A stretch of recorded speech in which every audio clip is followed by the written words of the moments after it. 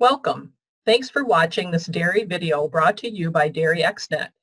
In this video, Dr. Katie Proudfoot joins us to discuss early identification of lameness in dairy cattle. If you'd like alerts on new articles, videos, and resources, be sure to check out the video description below to follow us on Facebook and Twitter or sign up for our newsletter. And don't forget to subscribe to our channel here on YouTube. Today's presenter, Dr. Proudfoot, is an assistant professor and extension specialist in animal welfare at The Ohio State University's College of Veterinary Medicine. She completed her Master's of Science and PhD at the University of British Columbia's Animal Welfare Program, where her research focused on the behavior and housing of transition dairy cows. She currently teaches animal behavior and welfare to veterinary students, continues to research transition dairy cows, and has an extension program on dairy cow management and animal welfare assessment programs. Hi everyone. So today I'm going to be talking about recognizing lame cows early. So we'll start with just a brief overview of lameness, although I'm sure many of you already know this, but lameness is considered one of the most important animal welfare concerns in the dairy industry. And this was actually researched from Beth Ventura et al. They surveyed a number of dairy producers and other members of the industry and asked what is considered the most important animal welfare concern, and lameness topped the list. So it's certainly something that the industry considers an important concern for us to tackle. And likely because of that, there's been a lot of research on lameness over the last 30 years. There's more than 1,500 articles since 1990. You can see by this graph, though, that the research really took off in the mid-2000s, where nowadays we can have upwards of 100 articles a year that focuses on lameness in dairy cows. So what this tells us is that there's quite a lot of research on lameness. The industry recognizes it as a major problem, and scientists are trying to solve the problem with the research that we're doing. However, if you look at sort of the graph of estimates of lameness over the same time period, we don't see lameness cases decreasing. And in fact, in some research, we find that lameness actually has shown increases over the years. So despite the fact that there's quite a bit of research out there, we haven't been able to solve the problem of lameness as much as we likely should be able to with this amount of research. So what's the problem? Why aren't we able to resolve lameness despite this high amount of research that's happening? And there's probably a number of reasons why, and I'll list a couple here that'll sort of lead us into how we might go about resolving the problem in the future. So one is that the research is just not getting to producers. And so this could be the case, although there is quite a bit of extension work in lameness in the US especially. So this probably isn't the biggest reason why the research isn't getting on farm, because producers likely recognize it as a problem, but are just not implementing the research. The research may not be very practical or applied, so there is some basic research in lameness, kind of understanding lameness detection. However, quite a lot of the research is practical, down to the size of the freestall in inches or centimeters that would give us better cow comfort and lead to reductions in lameness on farm. So this might not be one of the main reasons either. So this third reason is producers don't see lameness as a problem. And we know that producers in general in the dairy industry sees lameness as a problem. But here, this is more of producers don't see lameness as a problem on their own herd. And this is a problem that was recognized by Leach et al. In a paper where they surveyed dairy producers in the UK, and many of them didn't consider lameness a problem despite the fact that they had a high number of lame cows on their herd. And there are other problems that on the farm that might take priority. So for example, mastitis is a major problem in the dairy industry, and producers might consider mastitis to be a problem to tackle before they start working on lameness prevention. And this again came out of the Leach paper, where there were some producers that considered mastitis to be a more important problem than lameness. And there's likely many reasons for that. It could be because cows with mastitis, you can visually see the milk going down the drain. So there's a very clear economic impact of mastitis. And the economic impact for lameness has been well researched, and it is a very costly disease, but producers might not see it as much as they see mastitis costing them. So today we're really going to focus on this as a potential problem, the fact that producers might not see lameness on their own herds as a problem, and some of the research kind of backs up that idea. So there have been a couple studies over the last 10 years that have asked dairy producers to estimate lameness on their herds, and then researchers come and estimate, do their own scoring for lameness on the herds, and they compare the producer estimates to the researcher estimates to see if producers really are underestimating lameness on their herds. So one of these studies was done in Minnesota in the U.S., and producers estimated on average about 8% of their cows were lame. So 8 out of 100 cows were considered lame on their herds. But researchers found that almost 3 times as many cows were lame. So 25% or 25 out of 100 cows were lame on those same herds. And this isn't just a problem in the U.S. So in the U.K., there was a very similar study where they found 7% lameness when the producers estimated lameness on the herds, and 36% lameness when the researchers on the same herds estimated lameness. So again, producers were pretty heavily underestimating lameness on their own farms. In Canada, there was also a recent study asking the same question, and the trend is very similar, 9% lameness when the producers were asked, and 22% lameness when the researchers scored the cows. So why the differences? So why are producers underestimating lameness? And there's not a clear answer to this question. There's a couple of reasons, again, that I'll bring up, and we'll talk about a couple of these in more detail. So one might be how they're picking out lame cows, or the definitions they're using for lameness. So which cows they're considering lame or not lame. How they're trained. So researchers, when they're doing these types of studies, go through pretty vigorous training on identifying both obvious and subtle signs of lameness, and we'll talk a little bit more about the scoring systems used by researchers to do this. Obviously, dairy producers know their cows very well, but have to pay attention to a million other things on the farm, so might not be seeing the exact same thing that a highly trained researcher is seeing when they're looking at lameness. Where they're looking for the lame cows, so this could be part of the issue too. If you're not looking at the whole herd as opposed to just the hospital pen or just the very severely lame cows, this could impact your estimation of lameness on the whole herd. And again, sort of which and how many cows they're looking at, so sampling might be an issue too. Which cows, are they just looking at the cows in the milking herd or in certain pens, or are they looking at everybody? So today we're really going to just focus on definitions of lameness and training, and not talk too much about sampling, although there has been some research on that if anyone is interested in looking into that in more detail. So how do we pick out lame cows? So there are a number of ways of doing this. The first, most obvious way of doing this is to look for the obvious signs of limping. So pretty much anyone can pick out a cow that's showing very obvious signs of a limp.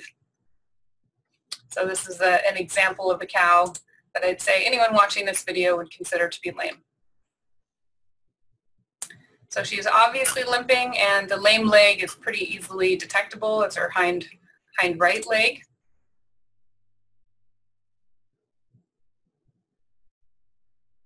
So that's one way of picking out lame cows, to look for these very obvious signs of limping or favoring one leg over others.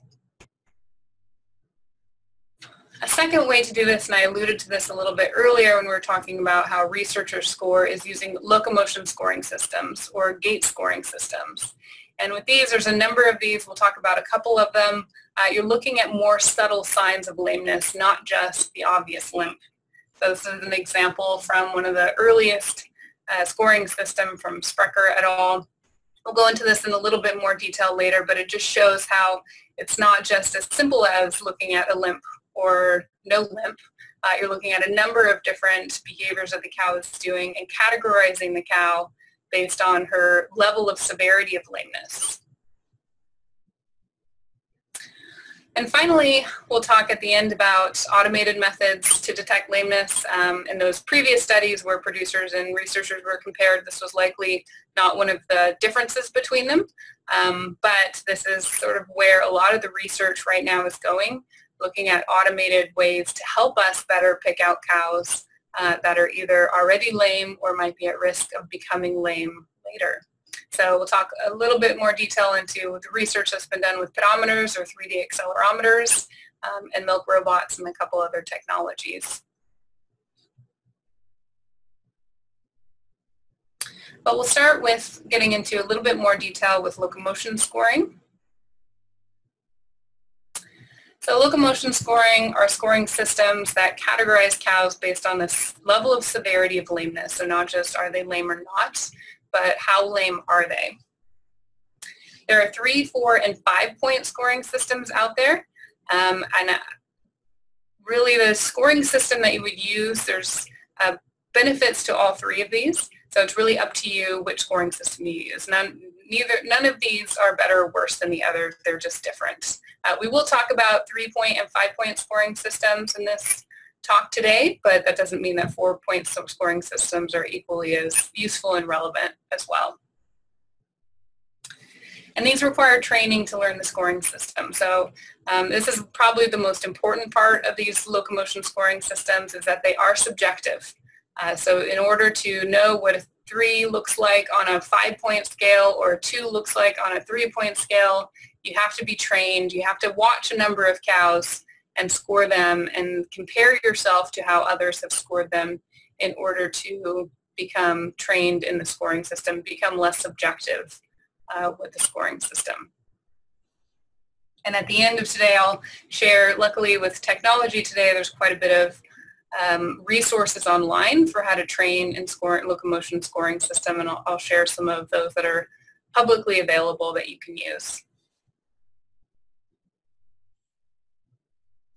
So what are some of the behaviors that you look at when you locomotion score a dairy cow? So we already talked about the obvious limp as one of the main ones.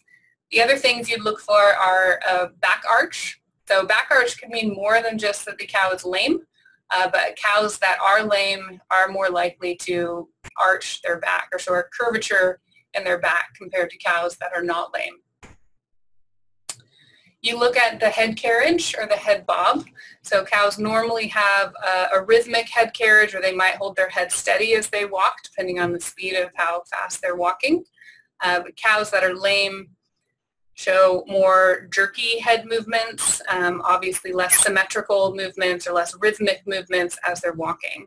And actually the direction of the head bob can tell you a little bit about the location of the lameness as well. So although there hasn't been too much work with dairy cows, with horses, it's pretty clear that horses with head bobs where they're jerking their head up, the lameness is in the front legs. When they're jerking their head down, the lameness is in the back legs. And you can see that pretty clearly with dairy cows as well.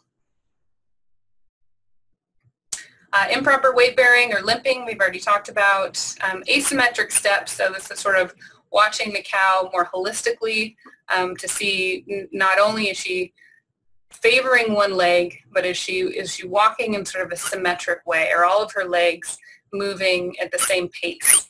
Or are some of them not in step with others? Because cows might be lame on more than one leg as well, or they might be compensating with their front legs when they're lame in the back legs. So you'll see that they're not walking very symmetrically when they're lame. tracking up.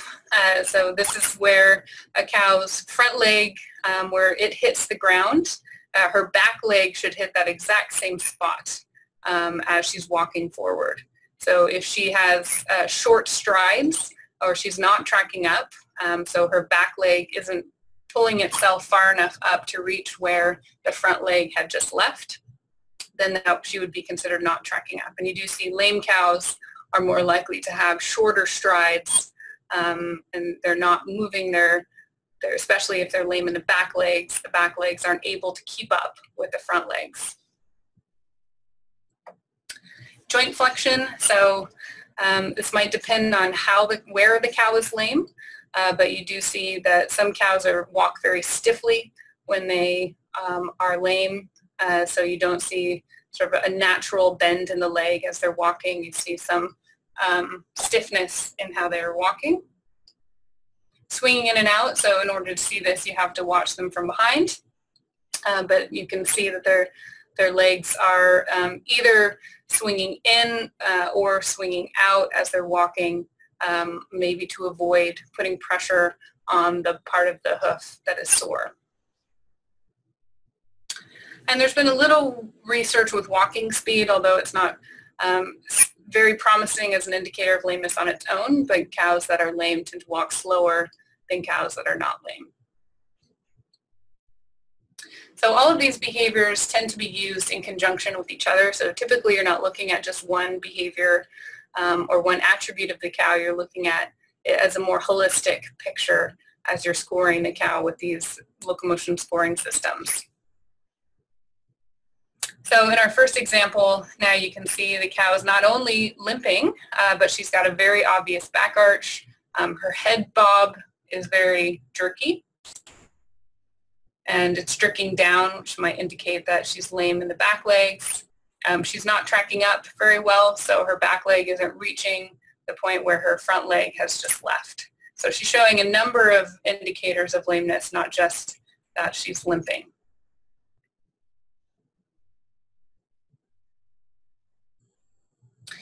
So with a 5-point scoring system, this is the Sprecher system again. A 1 would be considered a normal cow or normal gait. She's got a level back posture while walking. A 2, Sprecher would consider mildly lame, but these cows wouldn't be considered clinically lame. Normal gait, level back posture while walking, but maybe some back arch, while standing, maybe some back arch while walking. A 3 is where you get into the clinically lame animal, where the gait is affected. The cow might have short strides, and again the back is arched. 4, back is always arched, and this is where you see a very obvious limp. And 5, severely lame. These are cows that are very reluctant to bear weight on the leg, or 3-legged lame cows. They might not be ambulatory because they don't want to walk on that leg. So this scoring system was one of the original scoring systems that's been used since the late 90s, and it's been adopted in sort of a number of different ways. Typically when you see a 5-point scoring system, it's come from this scoring system but has been changed in one way or the other. This is sort of the original 5-point scoring system. So that cow we had just looked at, she would likely be considered a 4, so she's obviously lame, her back was always arched, only one deliberate step at a time, and she was favoring one limb. 3-point scoring systems are becoming a little bit more popular just because they're simpler than the 5-point scoring system, and you're not looking at so many different behaviors. In this example, this is from the National Dairy Farm Program, so this is the locomotion scoring system that evaluators use when they go on farm to do the National Dairy Farm assessments. So here, a 1 is a sound cow with a healthy gait, a 2 favors a limb while walking, and a 3 is severely lame, trying to avoid bearing weight on a limb. So in this case, our cow would be a 3, where she would be considered more severely lame or trying to avoid bearing weight on the limb. So typically the 3s in the scoring system are 4s and 5s in the 5-point system.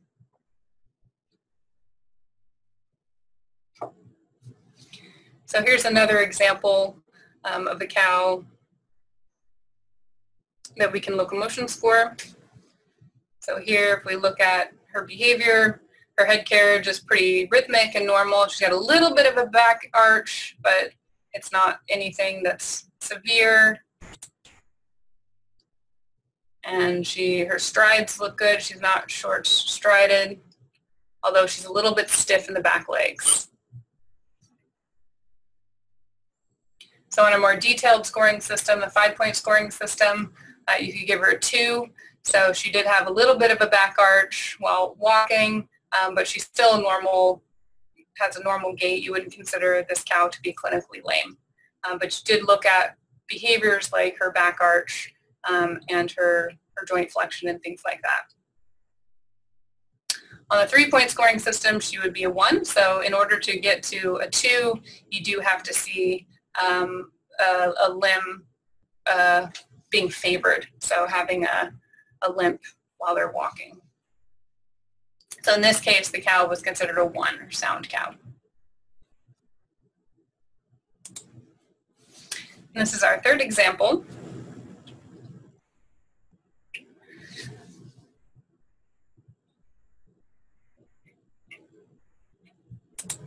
So here you can see the cow has a little bit of a back arch. Her head is not jerking too much, but it isn't moving very rhythmically. And she does have a more subtle limp in her hind legs. So she wouldn't be considered sound, but she wouldn't be considered severely lame. So she's showing more subtle or early signs of lameness.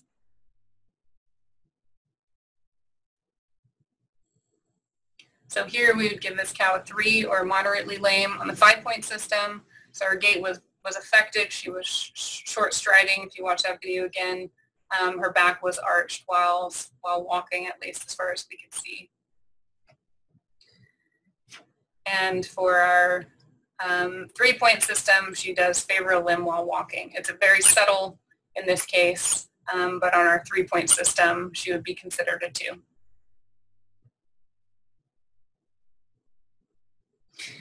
Okay, so that was just a very quick introduction to locomotion scoring. Obviously, I couldn't go into too much more detail, but like I said earlier, there's a number of resources online that can help you become trained in these locomotion scoring systems. You can see there's a number of differences between the 5-point and the 3-point system, and again, if you look at the 4-point system, there's equally some differences there as well. The other kind of important thing to consider is when and where to locomotion score. So choosing the appropriate time to locomotion score is helpful for a number of reasons. The first is that it can make your life more convenient if you choose a time when you have cows already walking. You don't have to go into the pen and get them up and get them to walk. And it's a lot easier to see cows as they're walking straight away. You want to see a number, at least 3 strides as the cow is walking, in order to tell if she's lame or not. So you're looking for flat, non-slip surfaces. If the cow is walking on a very slippery surface, she might not be lame, but she might look lame because the surface is just not appropriate for her to be walking on. Ideally, you'd find an alleyway where you can see one cow walking at a time, so you can score cows as they're walking one by one. And one of the most ideal places to watch cows as they're coming out of the milking parlor. So here you can see them, typically they're not being pushed to walk at a different speed. They're walking as they would normally, and they tend to be walking in a way where you can watch one at a time. It's a little bit more difficult to watch them as they're going into the parlor, and there is some research to show that the udder fill can affect how the cows are walking as well. So cows that come in with very full udders might look like they're splaying their legs in or out, or might be walking a little stiffly, but that's due to their udder and not due to lameness. So watching the cows as they come out of the parlor is the ideal place to see them when you're locomotion scoring. For dry cows, obviously they're not going to the milking parlor, but a clean, dry alleyway can help if you're scoring dry cows. And I'll touch on sampling a little bit here, although there's a lot more research on this. available if anyone is interested, but it's ideal to sample the whole herd daily. That's not always practical for very large herds, but keeping an eye on cows as they're leaving the parlor daily is the ideal time to monitor lameness and to pick out cows that might require looking at their hooves. But there are other sampling strategies available that might be more practical for large herds. So I'll end with a couple of examples of automated measures of lameness that in the future might help us pick out lame cows in conjunction with locomotion scoring. I think locomotion scoring is still a gold standard in terms of identifying cows that are lame, but automated methods of lameness, especially in very large herds, can become helpful in order for us to pick out the potential cows that might be lame or might be at risk for becoming lame. So the first are 3D accelerometers or pedometers. So there's a number of these out on the market right now. Some are more useful for research purposes. Some have been used primarily for estrus detection, but there's been a lot of research with these same pedometers or accelerometers to help identify lame cows as well. So research has shown that high line time, so these pedometers or accelerometers measure line time, so the amount of time cows spend laying down, as well as their activity, which is used for estrus detection. But high line time, they indicate lameness, especially severe lameness. So cows that are feeling pain because they are severely lame are likely not getting up and down as much and are spending a lot more time laying down compared to cows that are not lame. Lame cows have longer lying bouts, so again, when they lay down, they stay down, and more variable lying bout durations. So looking at not just how long they're laying down, but what their pattern of laying looks like across the day. So there is some kind of more intricate things we can get out of these accelerometers that would be very difficult to measure by just observing the cows. Low lying time, so the opposite, so not high lying time, but low lying time, especially perching, so cows spending a lot of time standing, perching with their two front feet in the stall, may also be a risk factor for lameness. So there has been some research to show that this behavior might either indicate early lameness or put cows at risk of lameness. So monitoring not only the high lying time cows, but the cows that aren't getting adequate lying time, these cows might be the cows that are becoming at risk of getting lame later. And aside from lying time, there's a couple of other things that people have used these pedometers for. So one is looking at asymmetrical steps. So this is a study by Chapanal et al. Who used a 3D accelerometer to look at not just the lying time of the cows, but how they were walking. So this is a promising tool in the future that might be included in some sort of algorithm to detect lame cows. Walking speed was something else that they looked at in the same study, although it wasn't as promising as asymmetrical steps, but it was something that authors suggested more research go into in the future. There was a research project that found that lame cows also change their pattern of lying time after feed delivery. So lame cows lay down about 20 minutes earlier than sound cows after the feed is delivered. So all cows want to go up and eat right when the feed is delivered, but lame cows don't want to stand there for very long consuming their feed. They go up and probably eat a little bit and then go lay down. So again, this is something else that pedometers might be useful for in the future to help us identify these cows. But of course, this relationship between lying time and lameness is not always simple. So there is some evidence that lying behavior of lame cows depends on the comfort of the stall surface. So there's a couple of studies that have shown that when lame cows had access to deep-bedded stalls, they spent more time lying down, but if they had access compared to non-lame cows. But if they had access to mattresses or more uncomfortable stalls, they didn't increase their lying time. So this indicates not only there's a cow comfort issue, but also that using pedometers to identify lameness is going to depend on how those animals are housed. Robot milkers, so these are becoming more and more popular in the dairy industry in the US and Canada. And there has been a little early research, and I'm sure there's going to be quite a bit more research looking at using these to help identify not only lameness, but other problems that dairy cows face. So in the lameness research, there has been some evidence that lame cows have fewer visits to robot milkers across the day. Again, that makes sense where if they're spending a lot of time lying down because they're uncomfortable, they're not likely to get up and go to the robot as often as sound cows. There's also some research where researchers put load cells underneath on the floor of the milk robot. So having those load cells there might help detect changes in weight bearing. So if cows stand getting milked in the robot, those load cells can measure which leg is putting more weight on the ground compared to other legs. So again, something that's promising for the future.